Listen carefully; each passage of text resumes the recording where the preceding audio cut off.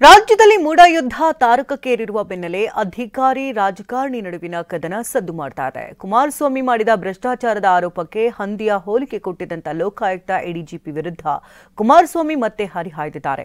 ಇನ್ನೊಂದೆಡೆ ಎಚ್ಡಿಕೆ ಬೆಂಬಲಕ್ಕೆ ನಿಂತಿರುವಂತಹ ಕೇಂದ್ರ ಸಚಿವ ಪ್ರಹ್ಲಾದ್ ಜೋಶಿ ಕೇಡ್ ಕಂಟ್ರೋಲ್ನಲ್ಲಿ ಇದನ್ನು ಗಂಭೀರವಾಗಿ ಪರಿಗಣಿಸುತ್ತೇವೆ ಅಂತ ಎಚ್ಚರಿಸಿದ್ದಾರೆ.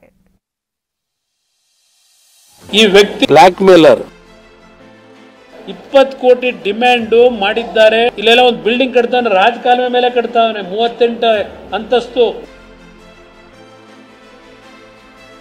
ಅಧಿಕಾರಿಯ ಉದ್ದಟತನ, 20 ಕೋಟಿ ಡೀಲ್ ಮಾಡ್ಕೊಂಡಿದ್ದಾರೆ, ರಾಜಕಾಲುವೆ ಮೇಲೆ ಮನೆ ಕಟ್ಟಿದ್ದಾರೆ ಅಂತ ಎಚ್ಡಿಕೆ ಬಾಂಬ್ ಮೇಲೆ ಬಾಂಬ್ ಹಾಕಿದ್ರು.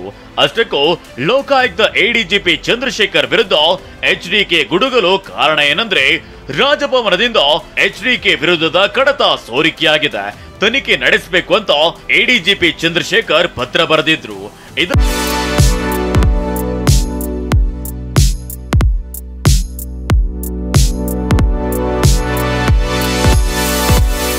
ಇದನ್ನೇ ಮುಂದಿಟ್ಟು ಎಚ್ಡಿಕೆ ವಾಗ್ದಾಳಿ ನಡೆಸಿದ್ದಾರೆ.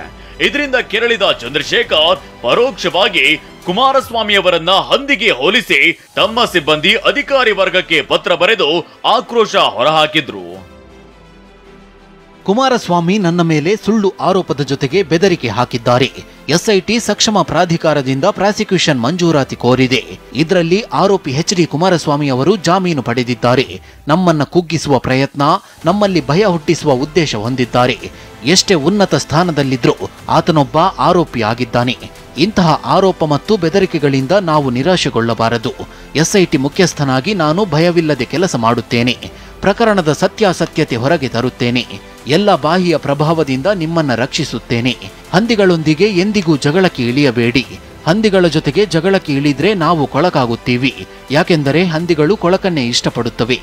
ಆದರೆ ನಮ್ಮ ಕರ್ತವ್ಯವನ್ನ ನಾವು ನಿರ್ವಹಿಸುತ್ತೇವೆ. ಭರವಸೆಯನ್ನು ಎಂದಿಗೂ ಕಳೆದುಕೊಳ್ಳಬೇಡಿ. ಸತ್ಯಮೇವ ಜಯತೆ. ಹಂದಿಗಳೊಂದಿಗೆ ಎಂದಿಗೂ ಜಗಳಕ್ಕೆ ಇಳಿಬೇಡಿ. ಕೊಳಕು ಅನ್ನೋ ಮೂಲಕ ಎಚ್ಡಿಕೆಗೆ ಟಾಂಗ್ ಕೊಟ್ರು.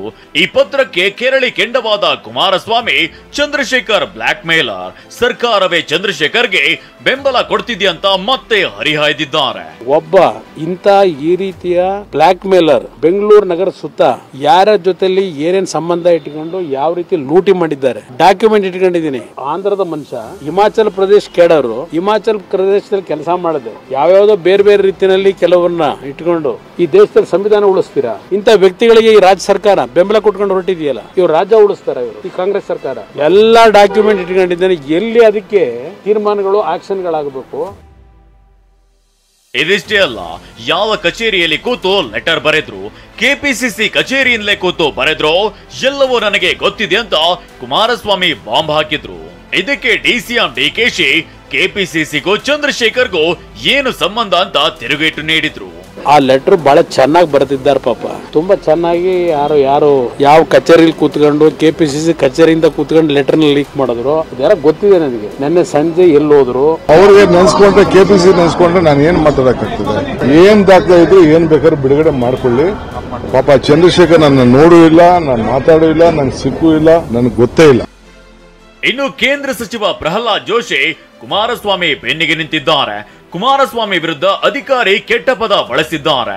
ಕೇಡರ್ ಕಂಟ್ರೋಲ್ನಲ್ಲಿ ಇದನ್ನ ಗಂಭೀರವಾಗಿ ಪರಿಗಣಿಸುತ್ತೇವೆ ಅಂತ ಎಚ್ಚರಿಸಿದ್ದಾರೆ. ನಾನು ನೋಡಿದಂಗೆ ಕುಮಾರಸ್ವಾಮಿಗಳು ಎಲ್ಲೂ ಏಕವಚನದಲ್ಲಿ ಆ ಅಧಿಕಾರಿ ಬಗ್ಗೆ ಮಾತನಾಡಿಲ್ಲ.